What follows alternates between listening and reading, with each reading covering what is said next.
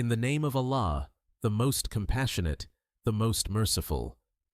Peace and blessings be upon his messenger, Prophet Muhammad. Before the light of Islam shone, Arabia was a land living in what is called Jāhiliyyah, the age of ignorance, a world of tribal strife, idol worship, injustice, and loss of the original message of Tawheed, the oneness of Allah. This is the story of how Arabia lived in darkness, and the yearning for truth that was soon to be answered. Imagine the Arabian Peninsula in the 6th century, vast deserts, jagged mountains, nomadic tribes moving from oasis to oasis, traders braving long caravan routes. Cities like Mecca and Taif and Yemen in the south were trading centers. But most people were Bedouin, tribal, mobile, without a central authority or governance. The strongest bond a person had was to his tribe. Loyalty, honor, vengeance, all governed by tribal law. Without formal courts or governments, justice was often revenge. Vendettas could last generations. The tribe protected its members, even if they wronged others. Asabiyyah, tribal solidarity, ruled. The moral fabric of society was frayed. Justice, mercy, and compassion were not the standard. Powerful clans oppressed the weak. Occasionally, generosity and hospitality were admired, especially towards guests. But even that was often tied to honor and pride. Women and children were especially vulnerable. Female infanticide was practiced by some tribes. Daughters were seen as burdens in times of poverty. Women had very few social rights. Their honor and status depended entirely on the tribe's status, marriage arrangements, and male protection. Slavery was common. Wars, raids, and debt meant many were sold as slaves. The powerless had no voice. Beliefs were confused. The ancient monotheism of Prophet Ibrahim, may Allah be pleased with him, and Prophet Ismail, may Allah be pleased with him, had faded over generations. Only fragments of it remained among some, especially in remote tribes and those living down south. Perhaps the most distinguishing sign of the darkness was worshipping idols, images, statues, stones, as intermediaries or gods themselves. The Book of Idols by Hisham ibn al-Kalbi records numerous idols and sanctuaries across Arabia.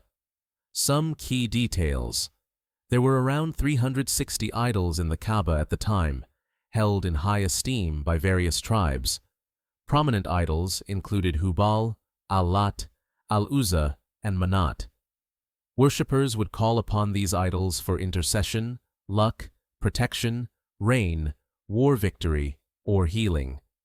Rituals included sacrifice of animals, pilgrimage, though often for idol worship, circumambulation around idols, offerings, and self-abasement to please the idols.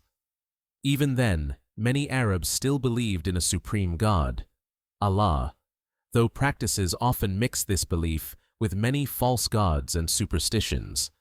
Some respected the idea of Allah as distant, but true devotion, worship, fear, hope were tangled with idols and rituals. Beyond worship, society was brutal in many ways.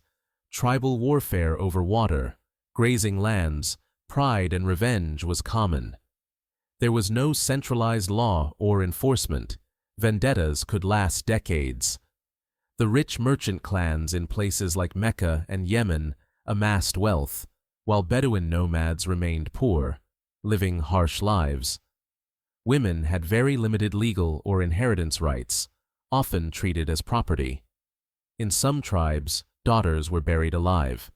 Orphans, widows, travelers were at the mercy of tribal law. No organized welfare, unless charity was given by individuals. In spite of all this darkness, many hearts sensed something wrong. Poets spoke of honor, justice, meaning. Some remote tribes held onto fragments of faith in the oneness of Allah. There were Christians, Jews, and Hanif, those who followed the monotheistic teachings of Prophet Ibrahim, may Allah be pleased with him, in places like Yemen and along trade routes. Trade caravans brought stories, beliefs, scriptures from outside. Contact with Jewish and Christian communities exposed some Arabs to monotheism. Yet the majority remained bound in traditions, ignorance, rituals of false hope. The moral sickness was not total. There were acts of kindness, generosity, mercy. Once, in the time of famine, wealthy tribes shared food with neighbors. Honorable women risked stigma to protect children. These were signs that even in darkness, seeds of light remained. Allah, Most High, did not leave His creation without guidance. The original message of Tawheed, revealed to Prophet Ibrahim, may Allah be pleased with him, and followed by his progeny, had been forgotten or distorted. The loss of that clarity led to societies built on worship of created things, injustice, cruelty, and spiritual confusion. Thus, the stage was set. A society in spiritual famine, morally bankrupt, spiritually adrift. A people desperate for truth, for justice, for a call that would unite them beyond tribal lines, beyond idols, beyond endless cycles of revenge and oppression. And so came the dawn of revelation, a light to restore the truth, to revive mercy, love, justice, and the worship of Allah alone. This was the world before Islam, a world of darkness. But Allah, in His mercy, sent a messenger, a book, and a path to guide. Join us in the next video, where we step into more details on the darkness of those times, leading to the revelation of truth and appearance of the beloved Prophet Muhammad. Peace and blessing be upon him. May Allah grant us knowledge, guide our hearts, and make us among those who hold firm to truth. Ameen.